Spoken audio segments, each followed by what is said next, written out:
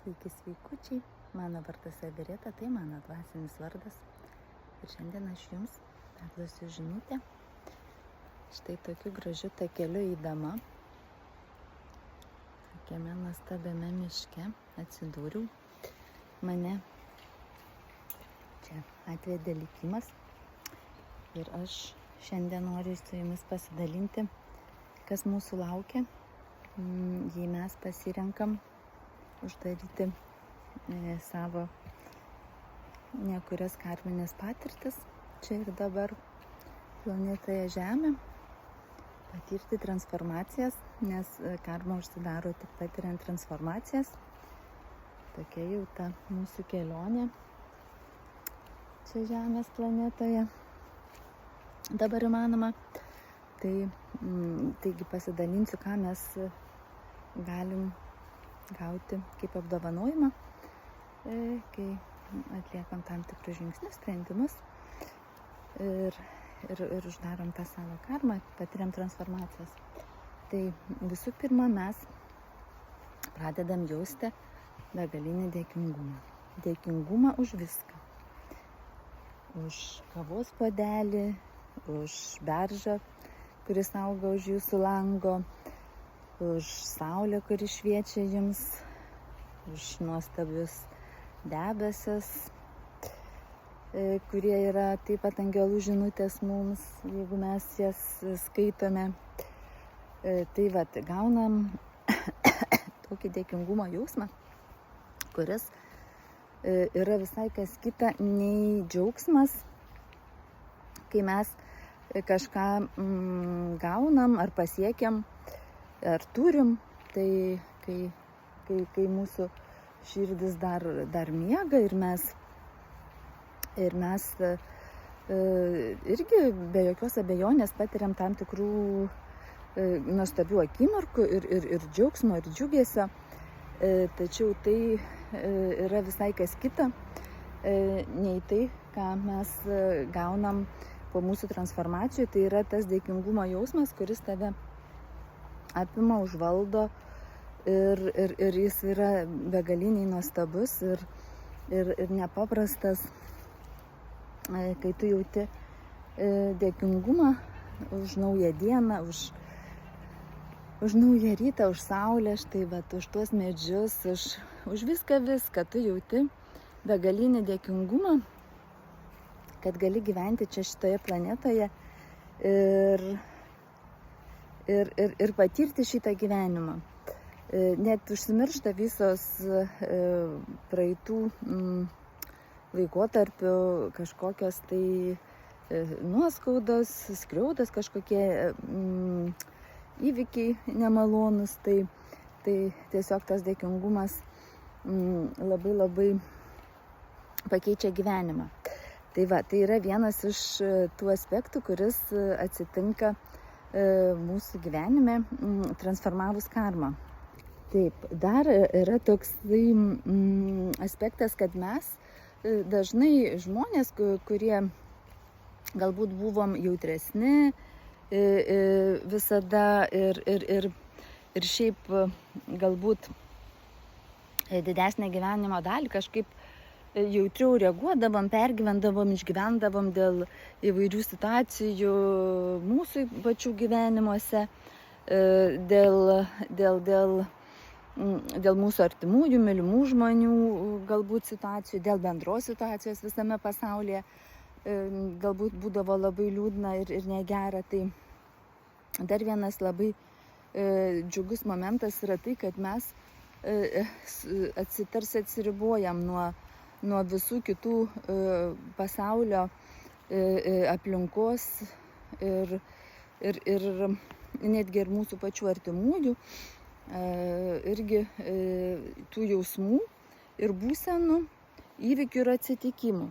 Ir tai iš tiesų irgi nėra joks blogis, kad mes nebejaučiam taip stipriai, kaip kitas žmogus kenčia. Tai tiesiog, nes mes suprantam, kad kiekvienas turi praeiti savo gyvenimo kelionę, kiekvienas turi praeiti savo gyvenimo pamokas ir patirtis, ir netgi pačios skaudžiausios patirtis, jos yra reikalingos ir pasirinktos sielos praeiti šiame gyvenime ir mes nieko negalim čia pakeisti iš tiesų dėl kitų žmonių, jeigu kalbant. Tai štai mes galim be abejo palaikyti žmogų, padėti tuom, kuom galim padėti iš tiesų realiai, bet čia mes irgi išmokstam stebėti ir pastebėti, ko tikrai tam žmogui reikia ir ar mes tikrai jam galim padėti, nes kartais net mūsų patarimų niekam nereikia ir mes tarsi norim padėti ir mes tuos patarimus siūlom ir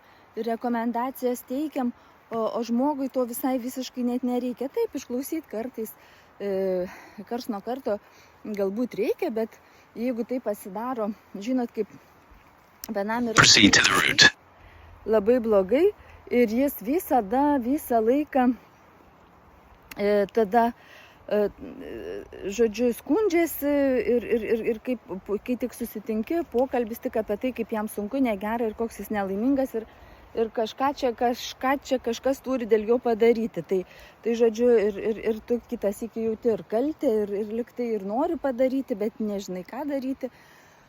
Tai žodžiu, tokie dalykai yra. Čia pasižiūrėjau, biškai nepasiklydau čia šitam gražiam va miške. Labai gražus miškas, bet jo, nereiktų čia pasiklysti.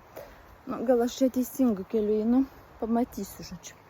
Tai va, tuos žmonės mes galim tik išklausyti galų gale irgi karts nuo karto, bet ne tai, kad pasidaryti kažkokios energijos nuliejimo, kaip sakant, kraujo nuleidimo aparatu, žinai, būti. Žodžiu, tai va.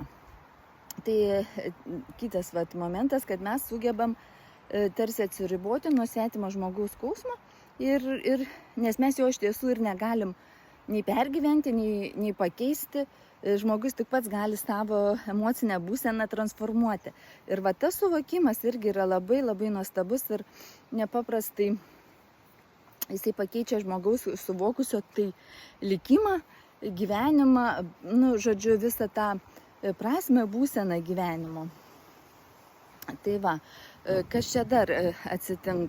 Taip, tai atsitinka dar toks dalykas, kad mes suvokiam, kad mes pirmiausia turim padėti savo išspręsti kažkokias problemas, surasti save ir susijungti su savo tuo aukštesniuoju aš ir žodžiu, pirmiausia pasistengti dėl savęs, o tik tada jau prisipildžius meilę, šviesą ir energiją eiti toliau į gyvenimą ir padėti galbūt ir kitiems žmonėms. Bet tai vėlgi tai nėra tai, kad kitas žmogus gali išspręsti kito žmogaus problemas. Tai vis dėlto tas suvokimas, kiekvienas pats yra, kaip sakyti, savo gyvenimo likimo kalvis ir jisai pats turi savo problemas išspręsti ir transformacijas pergyventi. Tai vat, tu tiesiog suvoki, kad kiekvienas turi pats už save ir tu taip pat turi pats prisipildyti tą meilę, šviesą, gerumu ir niekas, kaip sakyti, iš šono irgi to nepadarys.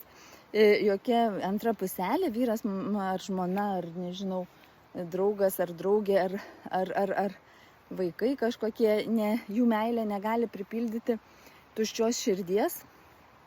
Kiekvienas žmogus pirmiausia prisipildo pats ir tai yra pati nuostabiausia tiesa, kuri atsiveria tuomet, kai tu supranti, kad esi dieviška siela Žemės planetoje, atėjus patirti nuostabiausių patirčių čia ir dabar. Ir dar vienas labai svarbus momentas, kad mes čia gyvenom Žemės planetoje ir šis laikotarpis, Kali-Juga laikotarpis yra toks, kad visos sielos atėjo pirmiausia pažinti tamsos, net pačios šviesiausios, net tos, kurios vėliau skleidė nuostabės žinias, jos visos turėjo karminių patirčių, kurias turėjo taip pat pergyventi, išgyventi.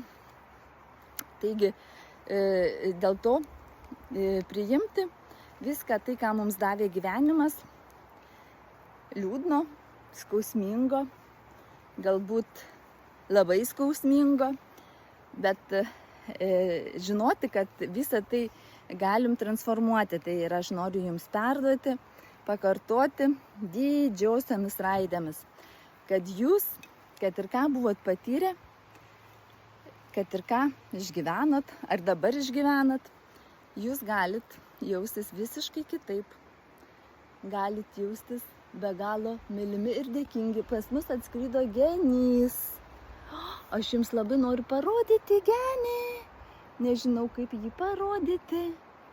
Kaip man čia parodyti jums tą genį dabar. Nieko nebus, žinokit, neparodysiu, bet jis čia atskrido, nuostabus genys ir, žodžiu, vis tiek aš jau baigiu pokalbį, gal aš nufotkinsiu jum. Tai va, žinokit, kad transformacijos, kai prasideda transformacijos, reikia jomis džiaugtis ir žinoti, kad jos tikrai veda į šviesų rytojų. Tai tiek šiandien, iki pasimatymo, labai noriu nufilmuoti jums genį, kurį dabar ką tik pamačiau. Iki, su meile ir šviesa.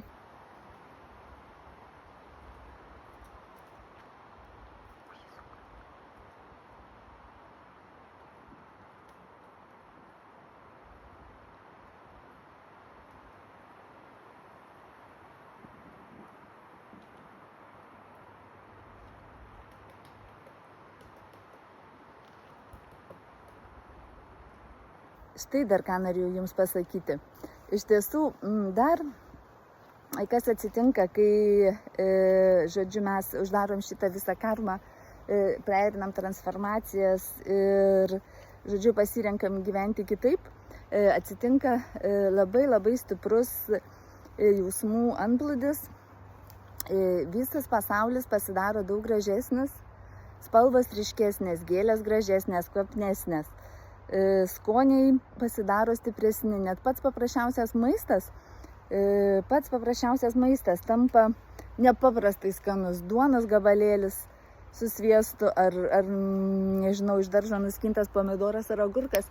Žodžiu, šitos pušys, šita saulė nuostabi, dangaus smėlis, žodžiu, viskas pasidaro taip stipriai paryškintai, tarsi kas uždeda, nežinau, akinius ar nuima akinius, nežinau, kaip čia galima būtų pasakyti. Ir tu jautiesi tarsi patekęs, net nežinau, kartais į kitą planetą galvoji, kad papuoliai.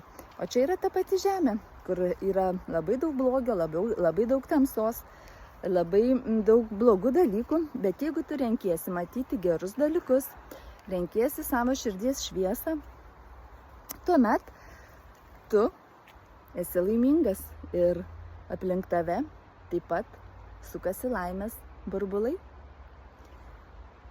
Ir tiek tuomet šiandien ir su meile ir šviesa dar kartelį. Iki.